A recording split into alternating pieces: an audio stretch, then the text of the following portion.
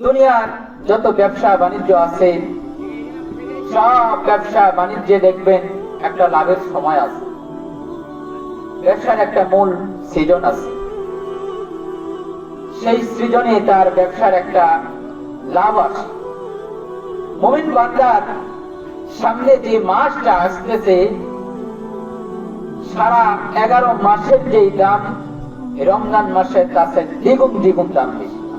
সুবহানাল্লাহ। কোন বান্দা, আমার আপনার প্রিয় হাবিব বলছেন, কোন বান্দা রমজান মাস পেল জীবনের গুনাহ মাফ করতে পারলো না, আল্লাহর নবী বলেন সে ধ্বংস হয়ে যাক, সে ধ্বংস হয়ে যাক। নাউজুবিল্লাহ। এই জন্য রমজান মাস আমি আপনি যদি পেয়ে যাই, অবশ্যই আমাকে আপনাকে রমজান মাস পেলে আল্লাহর কাছে দুটি হাত তুলে গুনাহ মাফ চাইতে হবে। শেষ রাতে যখন তাহাজ্জুদে, শেষ রাতে যখন সেহরি খাইতে উঠবো, আল্লাহর কাছে তাহাজ্জুদ পড়ে 2 রাকাত নফল নামাজ পড়ে নিজের গুনার দিকে তাকিয়ে যদি আমি আপনি আল্লাহর কাছে আহাজারি রোনাজারি করি, আল্লাহ তাআলা রমজান মাসে কারো দোয়া ফিরাই দেবে না, অবশ্যই আল্লাহ তাআলা দোয়া কবুল করে নেবেন। এই জন্য রমজান মাসে অবশ্যই নিজের গুনাহ আমি আপনি অবশ্যই আল্লাহর কাছে ক্ষমা চাইব। সম্মানিত হাজিরিন, এই রোজা শুধু আমার আপনার জন্যই কিন্তু ফরজ করা হয় নাই, বরং আমার আপনার পূর্ববর্তী যারা আসছিল সাহাবায়ে কেরাম, নবী রাসূল, তাবেঈন, তাবেঈন, এক কথায় সমস্ত মানুষের উপর আল্লাহ তাআলা এই রোজাকে ফরজ করে দিয়েছেন। ইয়া আইয়ুহাল্লাযীনা আমানু কুতিবা আলাইকুমুস সিয়াম কামা কুতিবা আলাল্লাযীনা মিন ক্বাবলিকুম লাআল্লাকুম তাত্তাকুন।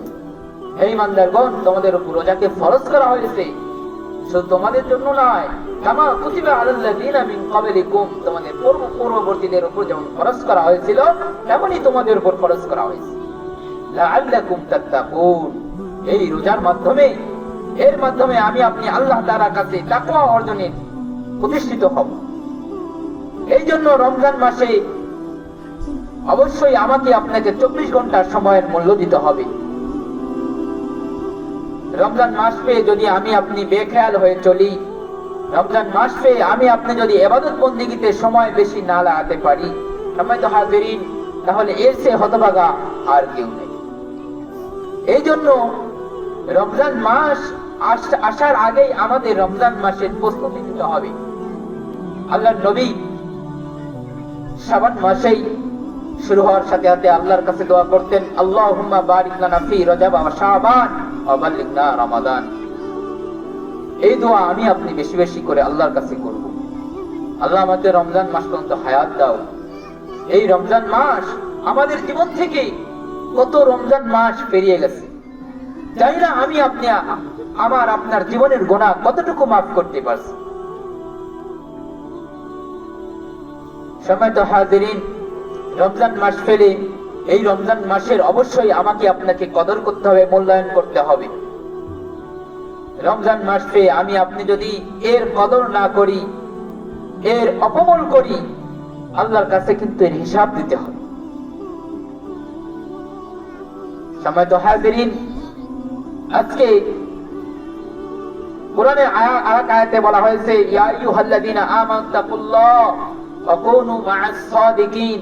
আমি আপনি নিজের বন্ধু স্থাপন করি, এমন একজন বন্ধু স্থাপন করি যেই বন্ধু আমাকে আপনাকে জাহান্নামে নেওয়ার জন্য যথেষ্ট হয়ে যায়।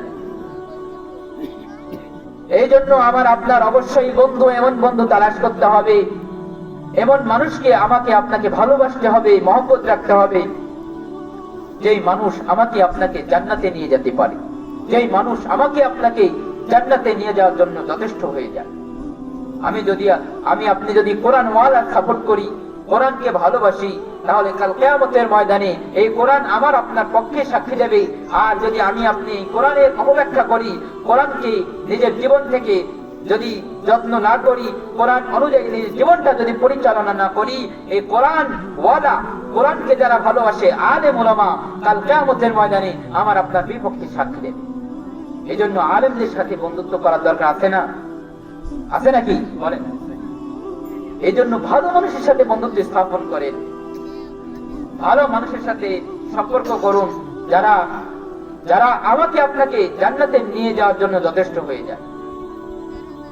সময় তো হাজিরিন, সময়